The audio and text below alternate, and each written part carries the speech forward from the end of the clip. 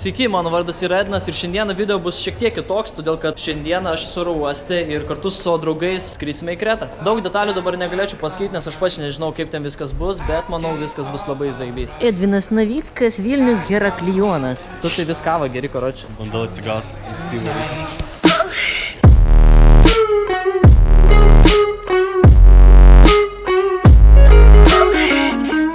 Iš Lietuvos atvariu šią tai kaip karštą. Labas rytas, chebra. Vakar atskridome į Kretą, labai vėlai vakare, tačiau nieko nefilmavau, nes buvom labai pavargę. Skridome 3 valandas lėktuvu ir tos 3 valandos atrodė kaip visiška amžinybė. Mes net nežinome, ką mes šiandien veiksim, mes planavom eiti degintis, tačiau dabar oras nėra pats geriausias deginimuisi, nes kaip matote, saulės nelabai yra. Labai keistas dalykas buvo, kai mes atskridom lėktuvu į Kretą, tai kad buvo visiškai kitaip, buvo šilta, buvo gera. Kaip ir sakiau, planavom degintis, bet kadangi saulės dabar nėra, tai eisime susitikti su savo gidais, kurie mums kažką turėtų pasiūlyti. Čia yra mano kambarys, turi 2 lovas. Vieną lovą naudoju pasidėti daiktams. Yra telefonas, galima paskambinti mamai. Opa, išlindo saulutė. Pasižiūrėkit, saulutė. Saulutė lenda, jinai taip nedrąsiai saulutė lenda. Žodžiu, saulė taip ir neišlindo, todėl nuėjau pasivaikščioti ir dabar randuosi kažkokiuose kaip ir parduotuvių rajonuose. Čia kažkokios vyksta statybos, ten žmonės kažką stato. Čia daug įvairiausių parduotuvių. Kiekvienas pardavėjas prie tavęs prieis, tau kažką pasiūlys ypatingai tau. Nors čia manau su kiekvienu taip daro. Aš nežinau, ant kiek aš girdėsiu, todėl kad čia žiauriai stiprus vėjas. Op. Žinot, kai būna nuvarai kokią palangą ir ten vėjas labai šaltas, ten visas drebi, o čia taip, šitas vėjas toksai šiltas, jis toksai malonus, jis toks atdušai. Čia jeigu pistų kokia stipresnė banga, tai aš taip ir nuskryščiau tenai. Galiu pasakyti tik vieną, kad nors ir saulės nėra, bet žiauriai šilta. Jaučiuosi taip, kaip vasara buvo Lietuvoj. Čia net, man atrodo, gal net šilčiau. Vienintelis minusas tai, kad nėra saulės, tai jog aš neįdegsiu. Aš kaip būsiu sūris, taip ir liksiu. Kažkas pastatė tokią pilį. Faina atrodo. Ajo, jinai rimtai čia pastatyta. Gal neliesiu. Kažkas vis tiek stengiasi, atėjęs čia darė. Tas garsas toks eina per ausis. Žiūrėkit, aš nežinau, ar jūs matot, bet ten važiuoja traukinukas.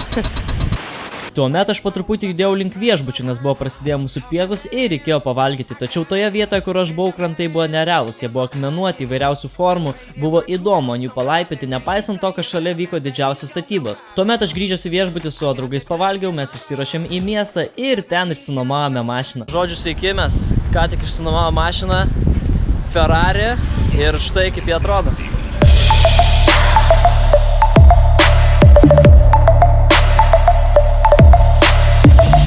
Mašinytę mes išsinuomavome kelioms dienoms, tačiau pirmą dieną mes konkrečiai kažkur važiuoti taip ir nenusprendėme, todėl mes tiesiog važiavome ir grožėjomės Kretos vaizdais.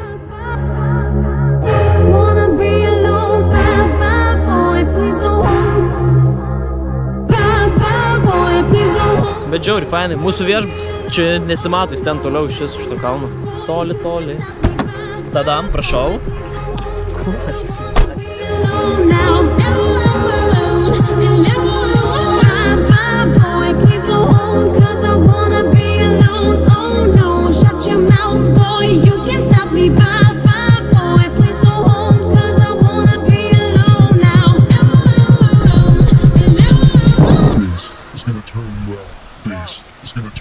Da, bet žiauriai gražiai atrodo visas vaizdas, mūsų mažytė mašinytė.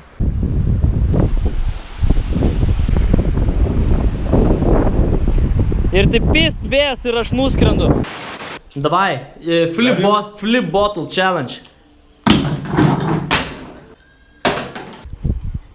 Kaip jį jungt? Kaip užtaikė, žiūrėjau. Ai, va, užtaikė. Įsijungia, aš girdžiu iš garso. Ooo! Čia ką, viskas taip jau įsijungia telė? Jo, kanalą jau.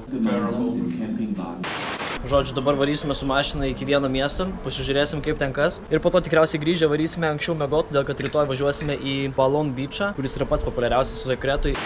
Opa! Ispanai kartais sveikindamėsi taip džiaugiasi, kad gali pavartoti ir kelis skirtingus žodžius tam išreikšti. Pabandome ir mes. Hola, buenas tardes. Hola, buenas tardes. Žiūrėkit žaisliniai iPhone'ai. Tik nedega. Tu gali apsimest, kad esi žiauriai turtingas tik už 6 eurus.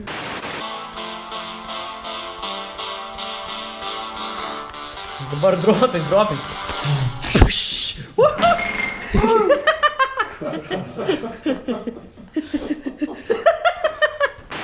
Labas rytas, aš ką tik atsikėliau, dabar yra 10 valandų 23 minutės. Nusprendžiau nueiti iki savo viešbučio pagrindinės dalies, kuri yra štai tenais. Mano draugai vis dar miega, tačiau tikiuosi greit atsikels, nes greitų metu reikės važiuoti Balos Beach. Esmė, kad iki ten yra tikrai labai nemažai kilometrų nuo mūsų viešbučio, todėl galima sakyti, pusę dienos mes tik tai važiuosime, ten būsime labai neilgai ir po to teks grįžti atgal, bet dėl vaizdų, kokiu mes ten važiuosime, bus tikrai labai verta. Dabar, kai nu čia, tai yra labai tylu, tačiau kai eini vakare, va tuose medžiuose kažkokie paukščiai ar vabalai kas, bet jie žiauriai rėkia, tokie kva, ir jie be perstojo varo ir tas žiauriai užknisa vakarais, kai eini. Štai čia va įėjimas į mūsų viešbutuką, užeinam, pasižiūrim, kas ten gero vyksta. Šiandieną ir oras kažkoks geresnis, saulė šviečia, čia taip galvau, bus vėl apsiniaukę kaip ir praeitas dienas. Nu ką, pasiruoši važiuoti?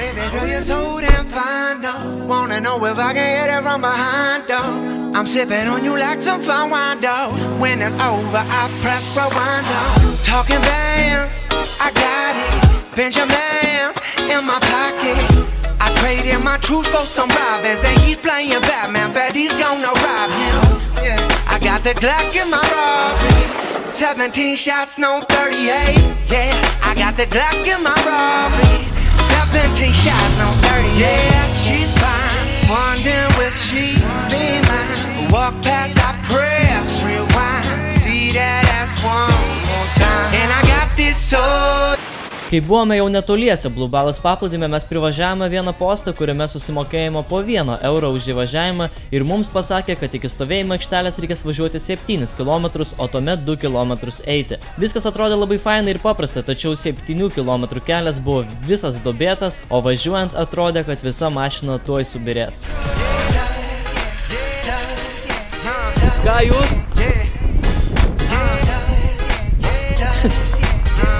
Ką tu? Tuomet kažkokiais neaiškiais būdais mes vis dėlto pasiekėme stovėjimo aikštelę, pasistatėme mašiną ir nuėjom apsižiūrėti, kaip viskas atrodo aplinkui. Kaip matote, vaizdai buvo tikrai nerealūs, o tuomet ėjome ieškoti ir pačiojo Blue Balos paplūdimio. Paėjus truputį toliau nuo mūsų stovėjimo aikštelės, mes radome Blue Balos paplūdimį ir vaizdas buvo tiesiog nerealus. Gražu. Tuomet mes po truputį leidomės į apačią, nes buvo labai įdomu pasižiūrėti, kaip viskas atrodo iš apačios, tačiau vos tik nusileidome, prasidėjo labai stiprus vėjas ir vos galėjau pajudėti.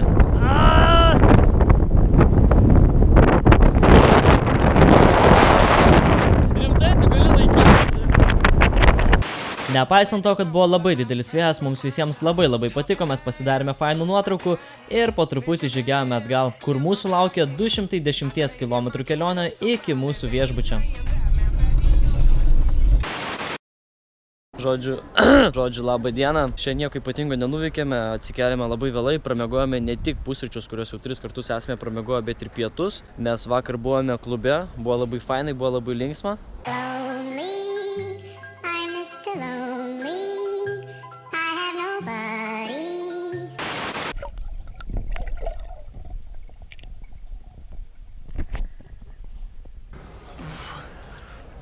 Žiauriai šalta. Pirmas dienos Kretoje ėjo labai lėtai, taip atrodė, kad čia viskas labai lėtai bus, vyks, čia ryte atsikėlė iki vakar ir laukti labai ilgai, bet kuo tolyn, tuo ta kelionė kažkaip labai greit bėga. Jau dabar yra ketvirtadienis, mums liko tik 3 dienos, sekmadienį apie pietus jau skrisim atgal į Lietuvą.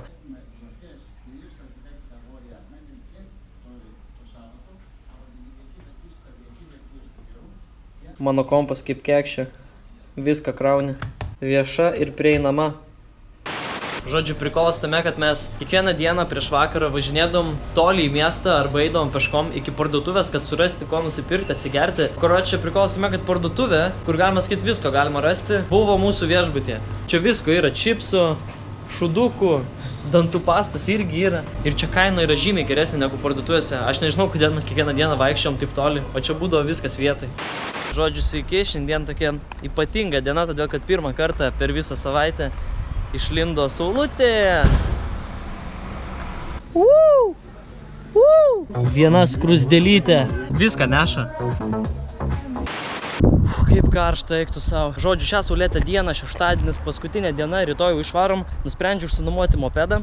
Štai toks va. Visai nieko, tik labai palyginus didelis kaip man. Žodžiu, važiavau kokias 10 minučių nuo savo viešbučio, tiesiog tiesiai, nežinau net kur. Ir štai kur aš esu, prie didelio kalno. Man atrodo, mes kai buvom išsinuomavę mašiną, mes čia važiavome pro šitą vietą, nes aš puikiai atsimenu šitą didelį kalną. Ir aš kai čia sustojau, aš toksai pradžiai nesupratau, kas čia per tokie būna tipo tokie kaip skambaliukai, tokie pim, pim, pim. Ir po to aš supratau bei prisiminiau, kad prie Blue Balos Beach'o su tokiais skambaliukais buvo ožkytės. Nežinau, ar jūs matot ar ne, bet ten jų yra daugiau, vaikšto daugiau. Važiavau prie kažkokio paplūdimio, ženklų labai nestebėjau, koks čia paplūdimys. Galbūt su batais nėra geriausia idėja per smėlį, bet štai turiu šlepečią. Žiūrėkit, šita bala man primena širdutę, jums ne? Trūksta tik truputį to tokio, op. Nežinau kodėl, bet mane visokios paprastos vietos tokios, galbūt ne pačios gražiausias, bet tokios paprastesnės, labiau žavi negu tos, kur, žinot, kaip būna išreklamuotos visokios. Galbūt todėl, kad ten daug turistų, o galbūt gal tiesiog, kad jau įsimatęs visas tas vietas per tos paveiksliukus, video visokius ir tu žinai, ko gali tikėtis. O kai tu atvažiuoji pirmą kartą į kokią nors kitokią vietą, tai tiesiog būna nerealu. Žodžiu, nusipirkau ledų, tačiau eilės buvo tokios didelės, kad kol aš laukiau, kol nusipirksiu, jie visiškai ištirpo. Ok, let's go.